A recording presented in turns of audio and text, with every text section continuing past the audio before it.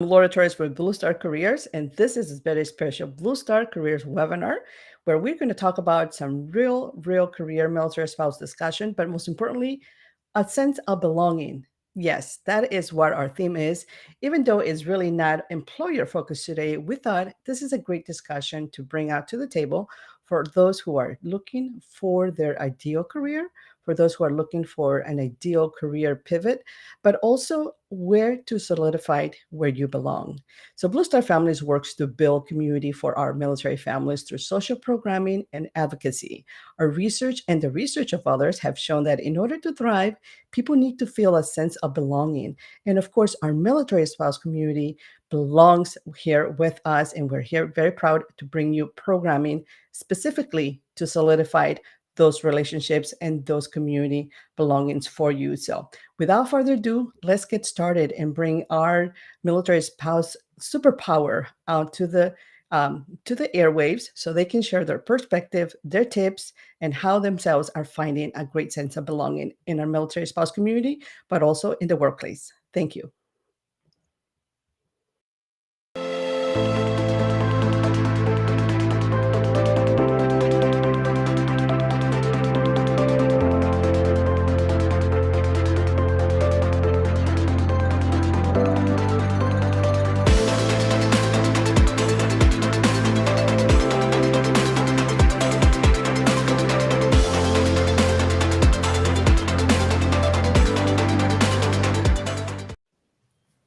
Well, hello. Thank you so much for joining us. Thank you once again. This is a Blue Star Careers webinar.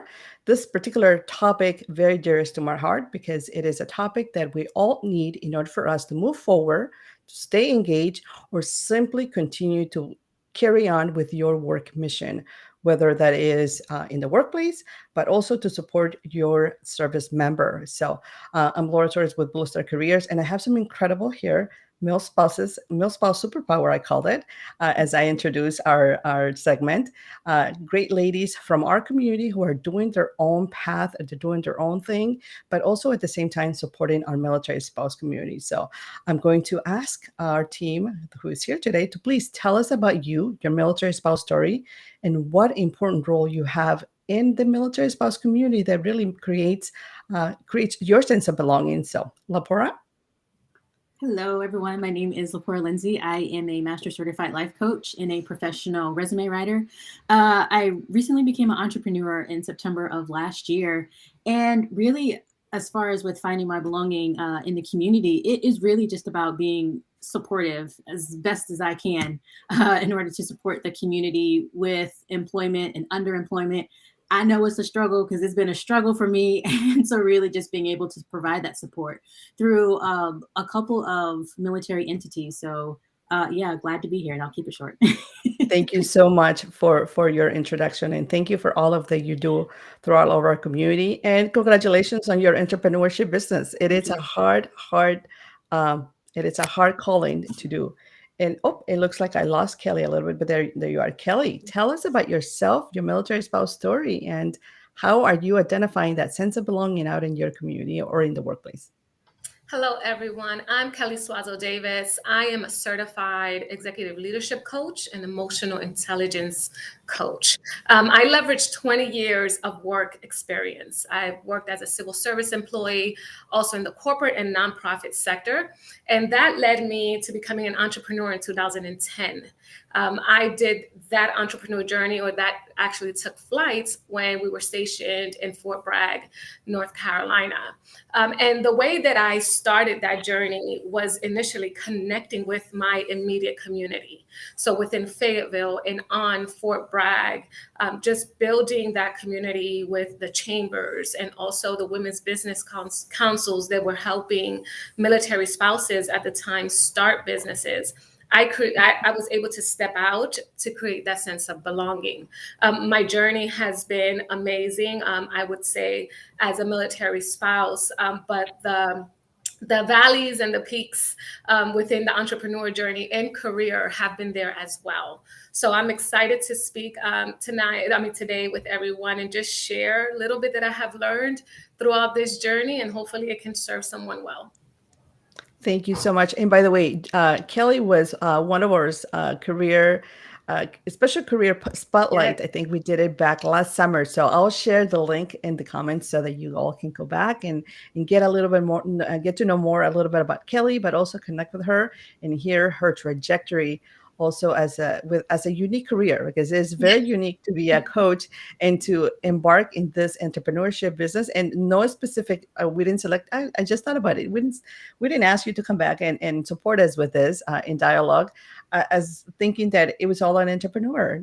Really not, but that's great that it's working out, and it does solidify it out there for those who are looking to venture into this road, that it does work and is possible. So, but last but certainly not least, our fabulous Selena Leferty, who just recently also joined our Blue Star Careers team as a spouse force liaison. And Selena, how are you? Welcome to our segment, and tell us a little bit about you, your story, of course, and what important role you're playing in the military spouse community. Sure. Thanks, Laura. I'm happy to be here today. Like she said, my name is Selena Lafferty. I've been a military spouse for 15, 16, we're going on 17 years this year. And I'm currently a grad student in Library of Information Science. So if anybody knows what that is, hit me up, because not a lot of people know what we do. I'll be graduating this summer with my degree. And so with that, I've started pursuing careers in my field of interest. And so my husband's on his, not yet, but he's getting ready to make the transition out of the military, and I'm getting ready to transition into a career force. So that's kind of where I'm at right now. I'm new to Spouse Force. Laura put out a call, I guess, gosh, it was in the fall, maybe. Yeah. Hey, we're looking for new spouses. Anybody want to volunteer with Blue Star Family Spouse Force? A couple hours a week, no big deal. I was like, sure, I can do something in the background. And 3 months later, I'm here live with you all. So I'm happy to be here with you guys. I am brand new to the community, brand new to career seeking, and just saying yes to any opportunity that comes my way. And by the way, when I reached out to Selena and I said, "You want to be with me at the webinar?" and she said, "Oh, you're challenging me." And so far, you're doing great. I don't see you being shy or completely like being very challenged about this live situation, Selena. So thank you for being so flexible. Now, I do want to bring up here, obviously, our discussion for today. You know, it has to do with finding a sense of belonging.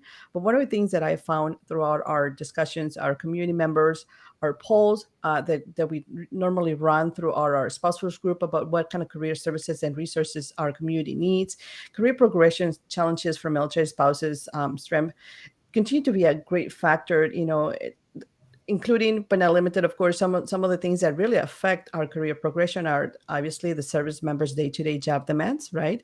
The lack of affordable childcare, or frequent PCS moves, you know, for certain branches. There's more than others, more than 3 years, less than 3 years, all that. And of course, difficulty pursuing education. And I'm glad that Selena is currently pursuing her education and it's all working out, of course. But of course, the employment challenges that continues to be a great factor in identifying or making us feel included, feel welcome into some of those cities, some of those places where we want to call work. And I just wanted to just get back into a direct question to you, Kelly. In your experience, 20 years experience in civilian as well as in supporting DoD roles, what has influenced your sense of belonging out in the workplace as well as in your community? And I think you did mention that a little bit earlier during your intro, but what has influenced your sense of belonging to really solidify it and say, this is where I belong, this is where Kelly belongs, and this is really what my workplace, you know, that I primarily would love to explore and identify further? Thank you for that question. It's a really good question. So when I applied for jobs, and I would apply, it would be Kelly Davis. That name in itself, when it's read by HR or those that are doing creating the recruiting process or building who they're going to interview. Kelly Davis, they're not expecting a Latina to come in through the door, right? She speaks with her hands, and she is knowledgeable. She knows her work. She knows what she's there for. And I know that I'm bringing that to the table. But they don't know that. And when I showed up, or have shown up in the past, the expression on their faces is obvious. I mean, it's just palpable. You just can see it. But I'm already expecting that because I know that my skill, who I am, and what I bring to the table is something that will benefit that organization. Whether I'm applying for a government job, as we say, GS system, DOD, DODA, whatever it may be, or in the corporate space, I have to walk in knowing that what I am offering will provide a sense of value in that organization. The sense of belonging, we all seek that. It's natural for us to want to walk into the workplace and have, people to the left and right of us that look like us, that can understand, that if they don't look like us, can accept us for who we are, and create a workplace where everyone that contributes and is able to share their insight is valued. However, the majority of the times we don't find that. And I think that the most important thing that we need to ask is, if I do not find it in my workplace, how can I create it? How can I bring what I offer to the workplace, my uniqueness, my authenticity, my skills, to create a space for the next person that's going to be like me, seeking that belonging?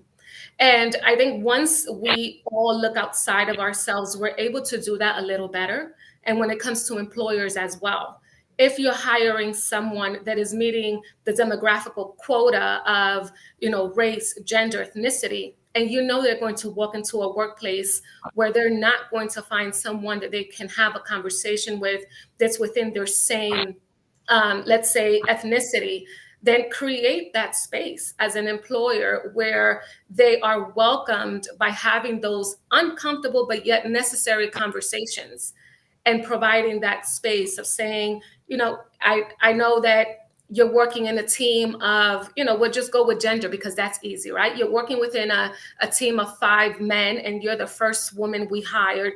We understand that you'll face these challenges. What can we do to provide a more inclusive workspace, or for you to feel welcome, for you to feel a sense of belonging? I guess once we start getting comfortable asking those questions, we'll hear from employees what is needed, and then we can fill those gaps. That is beautiful. Thank you. I mean, definitely, us ourselves as job seekers of current, employees, of course, need to ask. You're right. We have to ask. Quite often we don't ask. We just stay back and we take what is presented to us and we think, well, that's part of the system, or it's part of the role, or I don't want to get in trouble or come across as needy, or perhaps, a different, just too aggressive. And you're right. Just ask and do that. And as employers, of course, continue to make those challenges and identified that, like you put it beautifully, that example. If you are joining an area or an environment that is mostly, male dominated, then of course you need to be able to have those discussions, so that if there's anything, a little more flexibility, because perhaps they're not going to understand that you might have maybe a noon or a last minute call from the school to go and pick up the kiddos, right? Because primarily by tradition, women are the caretakers of the kids. That's not to say that a dad is not going to also run out of the door to go and do those particular calls, but just being able to identify and provide solutions. Now, Laporta, in your experience, also working in this space of working one-on-one with job seekers, with military spouses, how would those military spouses find a sense of belonging and really make it stronger, to resonate with what Kelly just shared with us? So yeah, even with my business now, and even in the past when I worked at Fleet and Family Support Center, it had a lot to do with, it was a very individualized approach. I guess that's the best way to put it. And the reason for that is because it's going to be different depending on who the person is, depending on where you're stationed, depending on the branch, right? Depending on the groups that are available.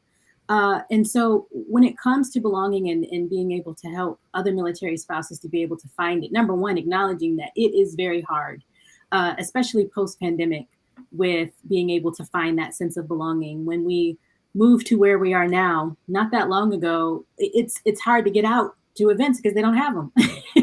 So just being able to find that. But the key to starting it, I feel, is number one is knowing what you have to offer. I'm very passionate, and if anyone is connected with me on LinkedIn or Instagram, you will find very quickly that I'm very passionate about self-worth, and I'm very passionate about rejection. And the reason for that is that if you understand that you have something to offer, that you are worthy, that you are deserving, and that you can literally be your own best friend, it's a lot easier in order to find a sense of belonging elsewhere. Because in a way, the attention is, it's not just, it's to the point where, okay, we're mutual benefits, we're collaborative efforts where we're all going to be able to uh, come together for a common meaning, but how you approach it is going to be different. And so one of the ways with that, if you're knowing that you're deserving and you're knowing that you're worthy, is that you approach it from the sense of you are no longer trying to be interesting as you are working on making those connections, but instead you are working on being interested.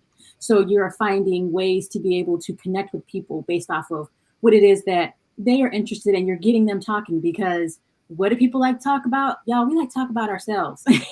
We have no shame in that, right? And so if you're trying to find a sense of belonging, the best way to do that is to find out about the other people, even in the workplace. Like, yes, we have our professional selves, but at the same time, we all go home every evening or every morning, depending on what that shift is. So being able to understand who we are connecting with, being able to get a little bit of background and information on them, not only does that help us to create that sense of belonging, but at the same time, it also takes the pressure off of us trying to be amazing, because we're not trying to be amazing. We're just allowing the people who we are around to be amazing, and we're just connecting it and finding what works best for us. Absolutely. That's very beautifully put there, right there together. And I recently came across a quote that it said, I'm not the smartest fellow in the room, but I can surround myself with so many smarter, smarter professionals than me. And that's really me. I mean, you guys are incredible right here. And I have a great wealth of network from employers to resources who are incredibly supportive and always have a great way to support and to be available for a military spouse community. And of course, with that, I mean, Selena, you decided to do the call of action and took our posting and beyond more than what we expected, right? You actually signed up, you attended our meetings, and here you are. You're finding your sense of belonging. You are currently a full-time student, very full-time, and you're also working and supporting us to launch a very special programming for our community. But as an active duty spouse, current job seeker, how are you identifying yourself, those employers that will give you the sense of belonging? Because you come across our group and you see all the job postings that we share, because you get tagged on every single one of them. So Right. what is making you identify that sense of belonging? What employer, the culture? Tell us, how are you yourself as a job seeker in model for others that perhaps are in your same shoes? I mean, just going with what Lepora was saying about knowing your worth. I was thinking about the question this morning, and how can I apply this? Comparing a job search to a PCS. If you're listening to this right now, you have gone through a move. It doesn't have to be a military move, but you have moved at some point in your life. And changing my perspective on that has been huge. It is, I mean, Laura, you were just saying, but it is so overwhelming to scroll through job postings and not know what I want to do. But taking the idea of how do I handle a PCS move and applying that to job searching has been a game changer for me. I always laugh about it, but if my spouse gives me the slightest hint that we may be moving, give me a couple of days and I can tell you the neighborhood and the school district that my kids are going to be in. I mean, seriously, military spouses have no shame when it comes to researching for other people, researching for our family and PCSing. So why should I not apply that to how I'm job searching? And when finding employers for stuff like that, well, I have no problem advocating for my children and their needs. So I tend to put my own on the back burner. But as a military spouse, it's always easier to focus on my family's needs over my own. And my mantra has been, I want it more than I fear it. I want it more than I fear it. So the biggest takeaway for me has been putting myself out there, in just putting myself out there. Hey, I have a voice. I'm seeking a job. Do I know exactly what I want? No, but I'm at least taking steps and moving forward. And that putting myself out there has been my first step to building my confidence in my job search. When I started my master's program, I had a very specific job in mind, but thanks to Blue Star Spouse Force, now I know that the remote world is real and I can actually get what I really want and my dreams. And so it's nice to be in the community, and it brings that sense of belonging. Yeah, even just sharing a post, that's still hard for me to do. I don't know why that's difficult for me to share a post, probably because it's me putting myself out there, to creating a LinkedIn account. But that gives me some insight, some direction, like, okay, no, I don't want to do this. And then I'm constantly pivoting and just searching. But in that, finding Blue Star Family Spouse Force has been such a overwhelmingly supportive community and group for me in helping me find what I'm looking for in a career.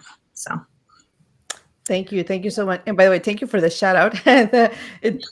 Of course, love the love, right? Love to be able to identify it and provide that, we're not necessarily, we don't have a magic wand, but we certainly have a great community and a lot of great resources, because we really intend for the military spouse to find that the community, their job, and their calling. And with that being said, Kelly, I wanted to mirror to what Selena was sharing in your experience. If those that are seeking employment right now, trying to figure it out and how to identify the calling. For example, I had a spouse yesterday after we had a meet and greet with a very important partner here with us at Blue Star Careers. And she stayed back and she asked me, she said, hey, how is there an assessment? Is there anything out there that I can do? How can I find my calling? How can I identify it and narrow it down? I'm all over the place. I have over 20 plus years of experience, very, very credible career, but I am having a hard time finding what to do. So for those that are seeking employment, how can they identify their calling, especially on the military spouse community? You know it, your personal experience. We're a little bit all over the place sometimes when we're looking for that career opportunity. So what is your best sort of a trick or tip that you can share with us? Thank you. And I would like to just, Lapora and also Selena, mention the worthiness, knowing our worth and knowing, how to show up and when to show up. And, through my practice as a coach, I work with my clients and we work on soft skills, what I call power skills, right? So the confidence to frame that language around your worth and what does that look like? What are you seeking? What are you chasing? And to be able to do that, sometimes we have to build that skill. And within the military spouse community, Blue Star families, going on Facebook and having that dialogue with one another, we can build that. And also working with a coach. In addition to that, I have the privilege of have been able to search for jobs and apply for, within USA Jobs, apply for plenty of jobs, apply for the corporate space. And now for the last 12 years, I've been an entrepreneur. So how can one of us within the military community, there's 12 million or so military spouses, how can we frame our calling and our purpose to first identify it? And that requires a little bit of work. And doing that work, It's easy in the sense of moving forward, right, and connecting with someone else, but evolving into identifying that in a workplace environment, it's not necessarily going to go hand in hand, right? So I'm here to help you as much as I can. That takes self-work, the identifying purpose, identifying calling, and it may take more than one job to do that as you dive into the things that interest you. For instance, I'm gonna give an example. I love giving examples. If you work in the medical health, in the medical space, and you are a medical, let's say you're assistant or you are a nurse, and you have found yourself to be at the burnout stage, and you want to switch, there's other areas within that same medical industry that you can tap into and transfer those skills. As Selena was saying, when we're PCSing, we're able to find information for our children and our husband and where's the nearest Walmart. But that's those same skills, start connecting before you even PCS. If your intent is to find a job. However, if your intent is to be an entrepreneur and you're seeking that side of it, connect with your chamber, connect with other organizations within that base that serve the entrepreneurial community. One of my favorite assessments to conduct with my clients is Strength Finders. So Strength Finders allows you to, share from community involvement all the way to workplace desires, what you would like to learn and purpose, and they'll provide you with a roadmap and insight to where you're at that moment. Usually, recommendation is between 3 to 5 years to take an assessment to gauge where you have grown and where you're moving into. I think that we just tend to pigeon ourselves in this whole of this is what I enjoy doing and not allowing ourselves enough room to grow and find interest in other areas. So, real quick, if you all want to connect with me, you can connect with me on LinkedIn or go on my website page, and I gladly can speak to you for 30 minutes and send you the assessment. And so you can be able to start identifying your calling and just putting language to that and connecting with other people. Thank you, Kelly, for that. And I did share all three of you guys' LinkedIn profiles under the comments so that everyone can go and connect. And also, increase their sense of belonging by connecting and increasing our network, because that's really the whole, also another part of, finding your meaning, finding your calling. It's looking at those professionals, going on LinkedIn and looking at those professionals, growing your network, but also looking at those who are doing a job that perhaps is similar to what you want to do. And I always tell everyone, go look and see who has that job that you want to do and ask him, what happened? How did you get there? What steps did you take? And prior to that, maybe perhaps what solidified your experience to meet those requirements, right? Because sometimes that's where we find our challenge when we're trying to get or break it into a new space. Now, Lapora, in your experience and kind of like to also resonate on what Kelly was saying, I often get some military spouses there or see comments on our group that have already a career, but they're not happy or they're not motivated enough.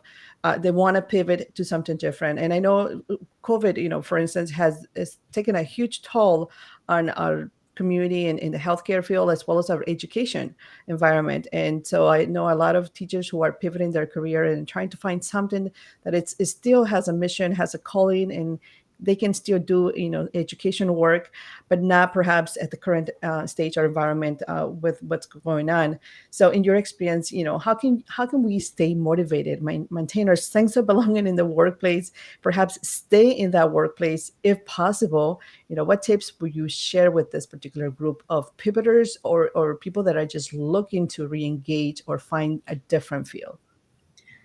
So, yeah, that's a loaded question, but I get it because, I've had a lot of jobs over the past few years, and it's not by choice. It's by military lifestyle as a spouse.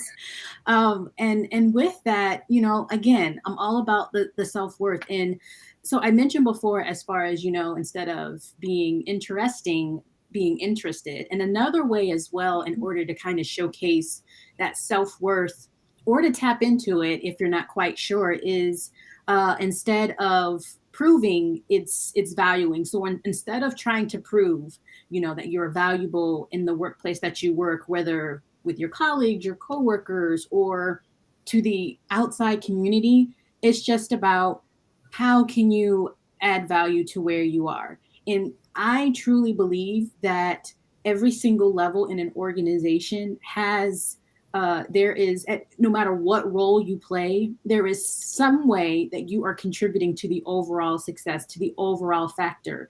And it really is about being able to, I think that Kelly had just recently mentioned this, being able to identify that, right? Going through that process of identifying it. I think about a quote. Oh, I probably shouldn't quote people because I don't quote very well. But John F. Kennedy, I think he was going through the lobby, and one of the things he mentioned was there was a janitor who was like mopping the floor and whatnot, and he asked him like, "So what are you doing?" And the janitor responded, "Oh, I'm helping a man get to the moon." And he was absolutely right. He is, because if it were not for that janitor, cleaning the space and making sure that everything is good to go, who else would be filling that position? Would somebody then be multitasking? And so I say that because every single role in an organization has power, it has value, but it's how you can find how you bring value to that place. And that could be having a conversation with your supervisor, could be having a conversation with your colleagues, and it could be doing some additional assessment. So there's multiple avenues that people can take in order to figure out, how can I bring value? Whether or not I'm seeing it immediately, how can I bring value to the workplace? Because I know that there's something that I'm doing which is beneficial to others, but it's just about finding what works for you, and then taking the time to mature that, and with additional resources like Blue Star Families, finding ways in order to nurture your identified skills in other areas. Yes. Thank you. Thank you. That is very, very, very inspiring and very grateful. And I mean, you're right. Every job, every spot in a corporation, in a place, has its own purpose and its own intention, right? And we all belong somewhere. So trying to identify those great perhaps roles within, before you leave the workplace, before you embark into the job search, which is exhausting sometimes. Maybe identify within that same organization if there's a different role that perhaps you can pivot within and find and stay employed. And then of course, if that's not the option, then venture into something different, but slowly. And of course, trying to figure out where some of those best resources that will capture that for you. Now, Selena, you recently, of course, joined our team, as we mentioned earlier. Now, what are you working, and you have a very special role here within our community, military spouse workshops, creating and identifying specific topics for our community members. Tell us more about that and your role with it. So I guess this is my debut to, social media. So I'm taking my own advice and putting myself out there. I want to invite all of our listeners, our military spouses, our subject matter experts, businesses interested in collaborating with the military community. I'm heading up a new event. I'll be hosting, it's called MSW, which is monthly spouse force workshops every fourth Thursday of the month. I would love for you to join me, connect with me, come on the show. Feel free to contact me via LinkedIn. I'm on there all the time, and my first show will be February 24th. And thank you, and it'll be on Zoom. So look forward to starting that soon. Yeah, absolutely. So we'll be on Zoom so that everyone can come in and have a little bit, better quality of perhaps those that don't feel comfortable out in live or webinars and all that. It just has a different feel for me in Zoom. I still enjoy Zoom. Do you guys, ladies, still enjoy Zoom? I still enjoy Zooms, even though people say they're Zoom out. I particularly still enjoy Zooms because it really gives me just the platform allows me to be able to deliver some quality resources to our community members. Now, I did wanted to bring up and acknowledge Melinda, who is currently at our airways on LinkedIn, and she shares a comment. I never thought that I would be needing assistance with business or job opportunities. I know I'm very qualified, like many, but it is so hard. You ladies are so on spot.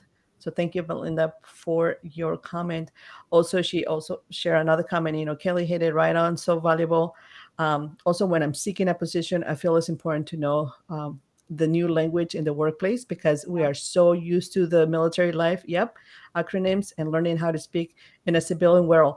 And and Melinda, also to add on that, understanding also perhaps some of those best practices or technology sort of preferences, things that happen behind the scenes. Knowing a little bit better where you are applying what like I had no idea, but it helped once I got in to join the community. Like here at Blue Star Families, we are a CRM, we are a Salesforce driven entity because we're all virtual.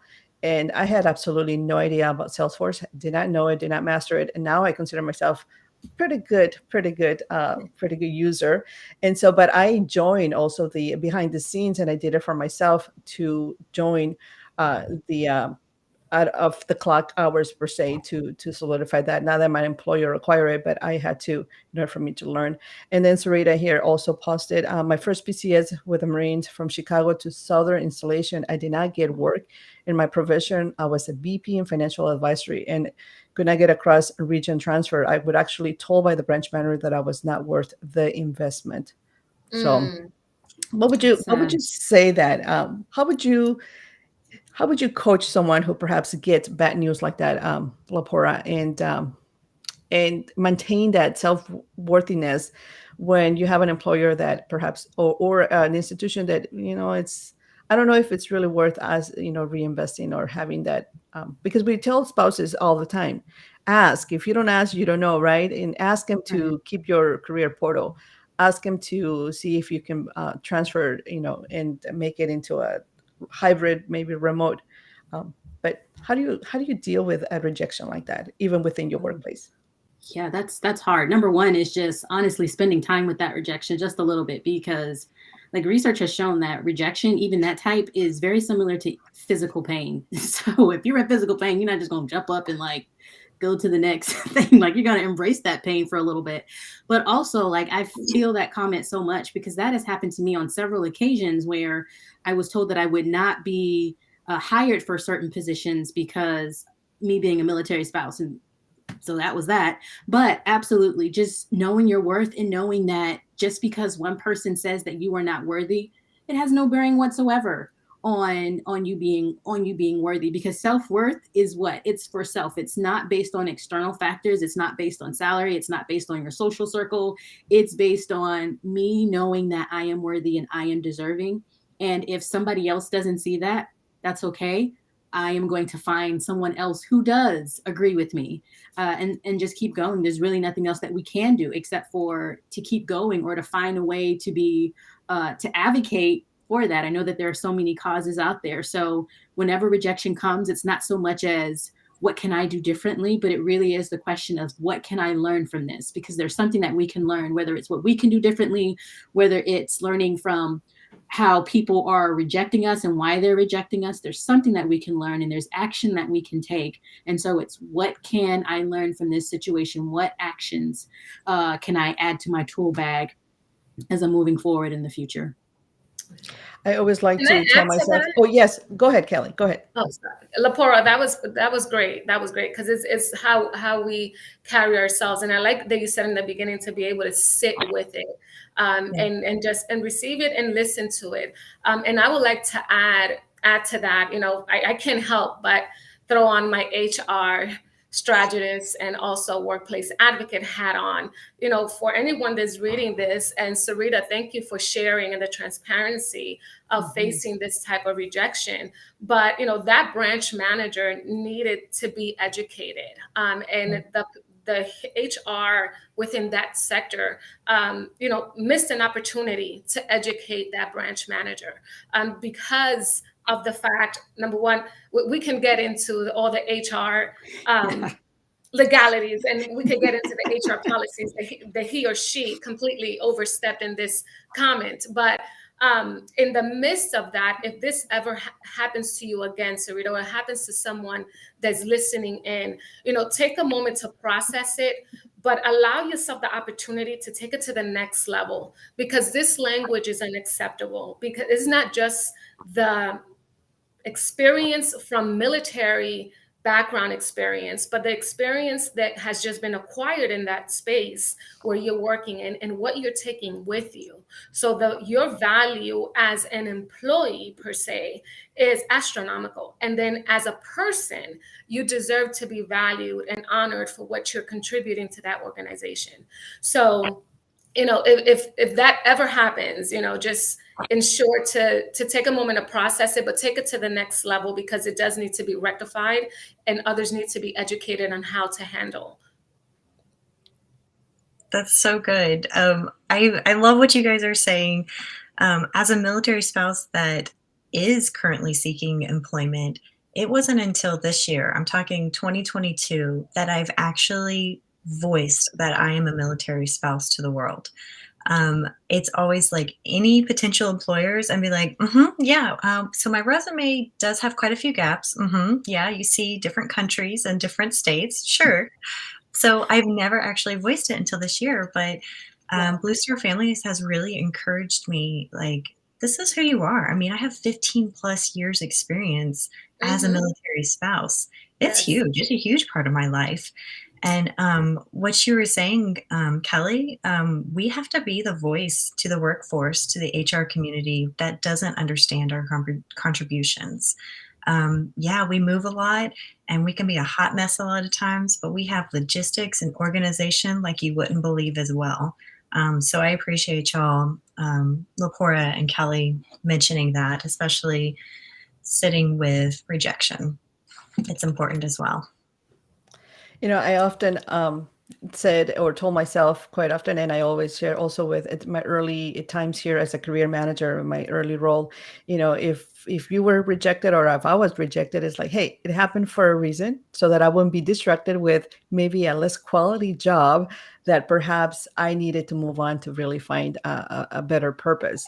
And of course, that's something that I said to myself to make myself feel better. But, I'm a strong believer that things happen for a reason. And so just stay positive and continue on to move forward and push forward. And I want to take right now a real quick moment to also just share very quick what's happening in the future with our community. I'm sorry, with our spouse first community. And I am going to bring in there we go. There we all are. So we're definitely, thank you all for watching and for taking the moment to support us here. We're tackling military spouse unemployment and underemployment, as well as trying to identify solutions. So we're joining forces with great presenters like the ones that you're listening to today, as well as you, anyone out there who wants to join forces with us, please reach out. And then on the side of actually making it happen, next Tuesday, I want to make sure that you all understand that we are being blessed with a great workshop. We often try to apply it, or maybe perhaps it's so intimidating to apply for jobs that are out in the really high, but what I consider high corporate world, like LinkedIn perhaps, or Facebook, or some of those really high, well-known names. So Ronnie Tavares, who is a senior inclusion recruiting business partner at LinkedIn, is coming over to give us rock your profile, give insider tips and how you can amplify your profile and your application so that you can really land with those recruiters. As well as we'll be celebrating Military Spouse Appreciation Month during the whole month of May. But one of those is that we're giving away a scholarship in partnership with V-School, and that's going to happen in May. Of course, the whole month there's going to be a great premiere event that is going to be conducted by our events team. Then it's going to be followed by weekly events with careers. And one of the events we're going to give the scholarship for one lucky military spouse who is going to pursue a career in technology with 100% tuition paid. They don't have to do anything. Nothing's going to be asked. But you can certainly test drive right now the course and see if that's really what you're calling. Identify your purpose.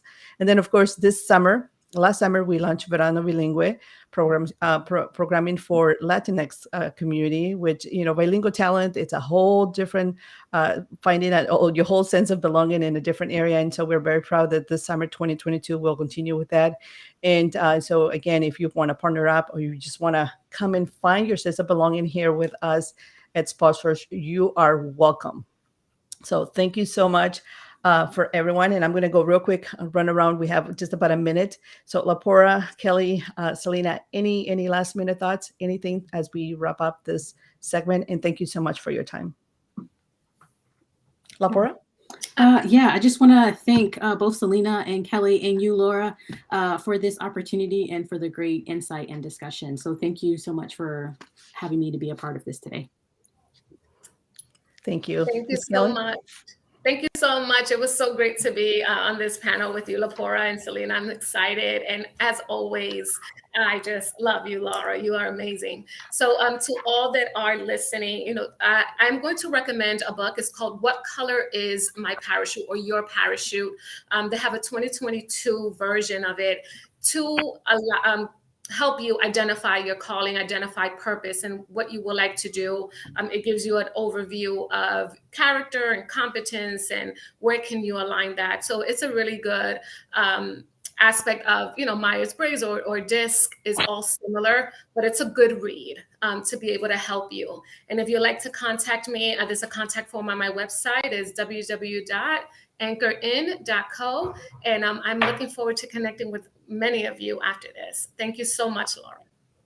Yeah. Thank you, Kelly. And Miss Selena, what about you? Any last thoughts? Yeah, thank you for having me as a guest today. I appreciate it. I am in the same boat as all of you other career seekers. So join me again Thursdays, fourth Thursday of the month. Our first meeting is February 24th, my workshop.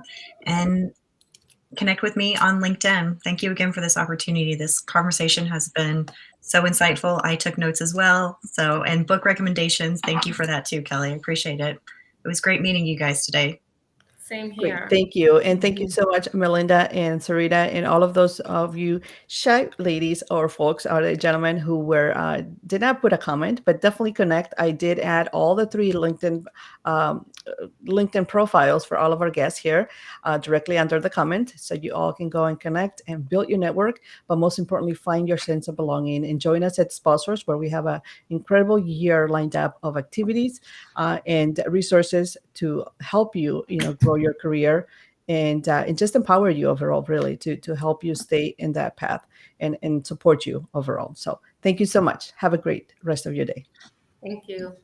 Bye.